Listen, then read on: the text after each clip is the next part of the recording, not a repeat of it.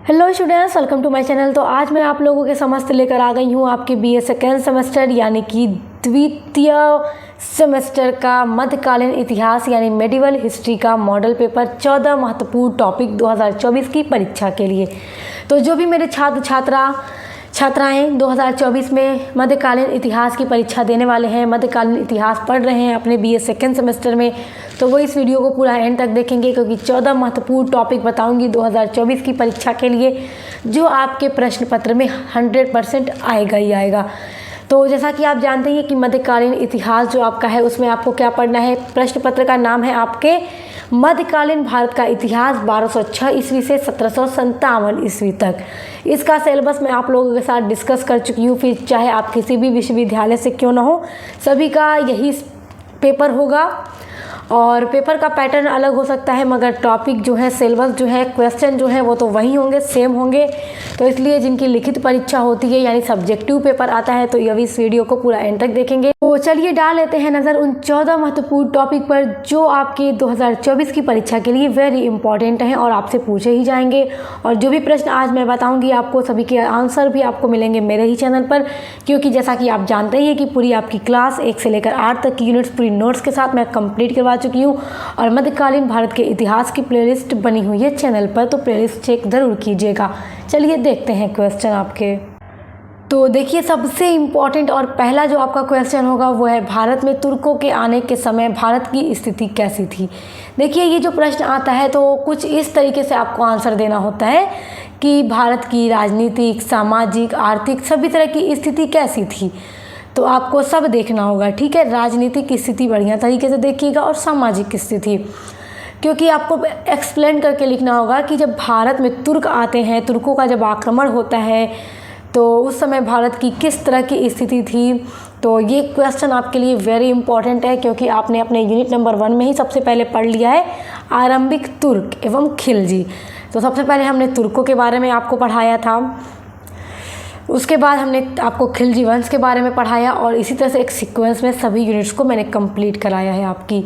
तो आप देख लीजिएगा आंसर इसका। दूसरा महत्वपूर्ण प्रश्न, महमूद गजनवी द्वारा भारत पर किए गए आक्रमण की विवेचना कीजिए। महमूद गजनवी भी तुर्क था जिसने भारत पर कुल 17 बार आक्रमण किए।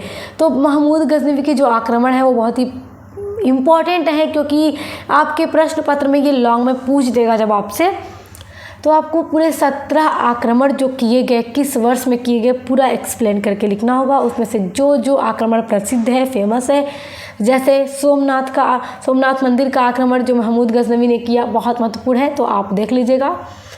ये भी मैं आपको पढ़ा चुकी हूँ। तीसरा महत्वपूर्ण प्रश्न है, मुगल काल में जो वास्तुकला और चित्रकला का विकास हुआ, ये वेरी इंपॉर्टेंट है और ये आपसे लॉन्ग में पूछेगा, दीर्घ में पूछेगा या फिर लघु में भी पूछ सकता है। तो लघु में भी तो आपको 200 शब्दों में आंसर देना होता है और दीर्घ में 500 में आंसर लिखना होता है। 500 शब्दों में तो लॉन्ग में ही तैयार कीजिएगा क्योंकि ये तो शॉर्ट में बहुत कम चांस है कि पूछे, वेरी शॉर्ट में बहुत कम चांस है। और इसको पूरा पढ़ा चुकी हूँ क्योंकि आप लोगों ने देखा कि मुगल काल में कितनी तरह की इमारतों का निर्माण कराया गया, नक्काशियों के साथ किस तरह से वास्तुकला और चित्रकला का विकास मुगल काल में हुआ, ये बात आप जानते ही हैं। तो आप इसको देख लीजिएगा, वेरी इंपॉर्टेंट है। चौथा महत्वपूर्ण टॉपिक है आपका मराठा साम्राज्य का उदय।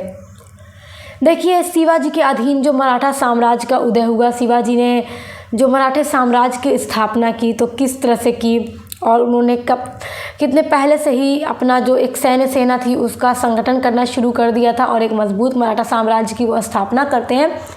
तो ये सारी चीज़ें आप तैयार करिएगा और शिवाजी के समय में प्रशासन और बाकी सारी चीज़ें जो थी, उनका जो साम्राज्य था, उन सभी के बारे में आपको पूरा देख लेना होगा एक सीक्वेंस में सारी चीज़ें, क्योंकि वेरी इंपॉर्टेंट है। पांचवा महत्वपूर्ण टॉपिक है, पानीपत के प्रथम युद्धों के कारण क्या थे।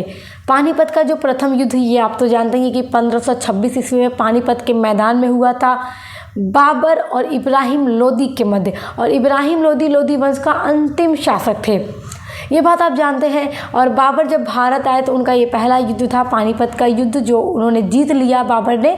तो फिर उन्होंने नींव डाली मुगल साम्राज्य की।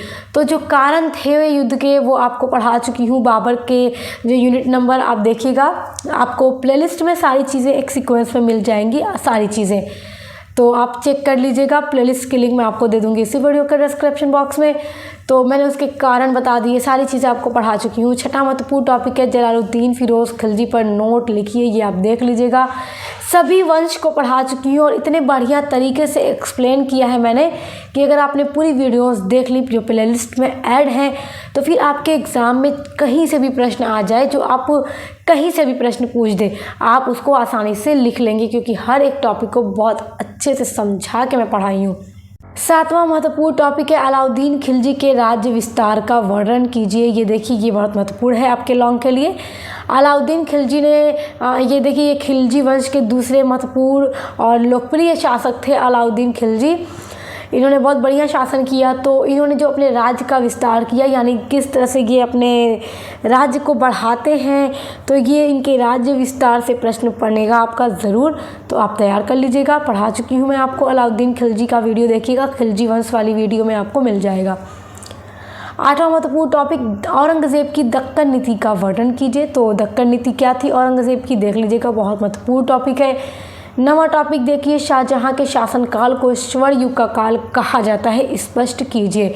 शाहजहां के शासनकाल को स्वर्ण युग का काल कहा जाता है, तो क्यों कहा जाता है ये स्पष्ट कीजिए। शाहजहां ने कितनी सारी इमारतें बनवाई, विश्व के 7 आश्चर्यों में से एक ताजमहल जो आगरा में स्थित है, आप लोग तो जानते ही हैं। इतनी बढ़िया बढ़िया इमारतों का इन्होंने निर्माण कराया, तो इसलिए इनके काल को स्वर्ण युग का काल कहा जाता है। इनका जीवन काफ़ी शान और शौकत से गुजरा, यहाँ तक कि इनके दरबारियों का जीवन शान और शौकत से गुजरा। तो बड़ा इनके मतलब भारतीय इतिहास में स्वर्ण युग का काल कहा जाता है। तो क्यों कहा जाता है, सारा कुछ आपको स्पष्ट करके लिखना होगा। महत्वपूर्ण प्रश्न है। अगला टॉपिक है मुगल काल। मुगल काल में जितने भी शासक रहे, उन शासकों में देखिए, जैसे बाबर, हुमायूं, अकबर, जहांगीर, शाहजहां, औरंगज़ेब, यहाँ तक जो शासक आए काफ़ी शक्तिशाली थे और इन्होंने मुग़ल काल को काफ़ी बढ़ावा दिया, मुग़ल काल को मजबूत बना कर रखा। मगर इन शासकों के बाद और भी जितने शासक आए, वो लोग मुग़ल को मतलब उतना शक्तिशाली ना बना कर रख पाए, तो धीरे धीरे मुग़ल वंश जो था कमज़ोर पड़ने लगा।